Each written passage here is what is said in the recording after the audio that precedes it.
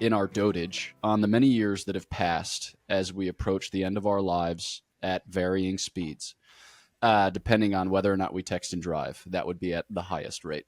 But we thought that in this time together, we could recount some highlights, some funlights, and some hopelights.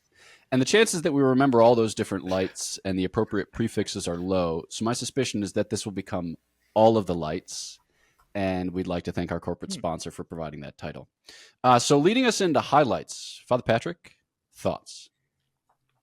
I have to say that my highlight is still absolutely getting this thing off the ground.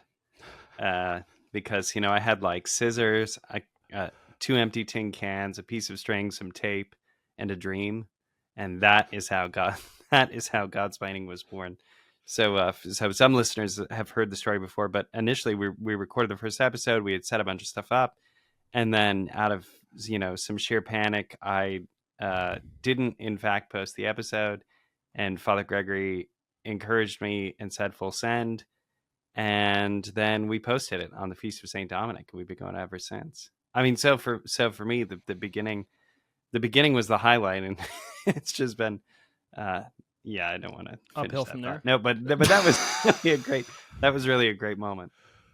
Nice. All right. Well, in light of Father Patrick's revisionist history of Godsplaining, we have been gradually declining in quality ever since the outset.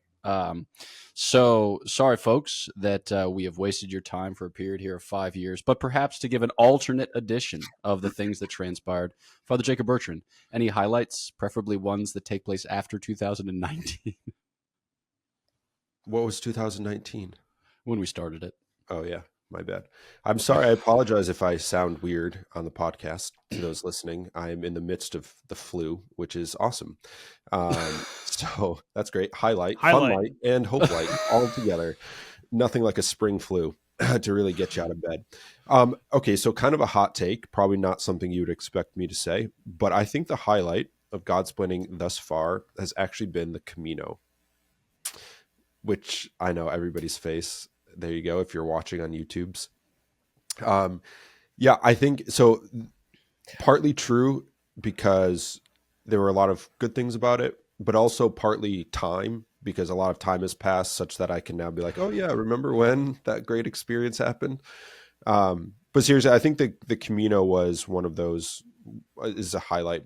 If you were like quick highlight, I would think Camino kind of stands out as one of those. So that's what I'm going to throw out there.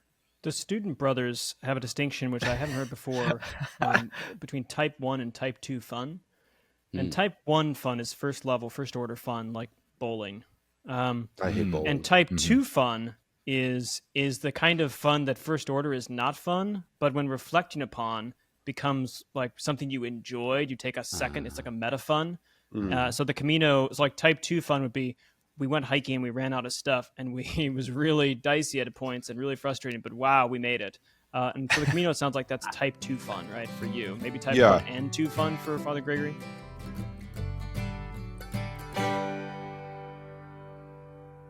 Father Jacob Bertrand. Father Gregory. A Dominican, a Franciscan, and a Jesuit walk into a bar. One of them asks the audience to subscribe. That's not a joke. Any ways you can improve upon it? Just don't tell jokes. Right. This is not a joke. Please subscribe. Cheers.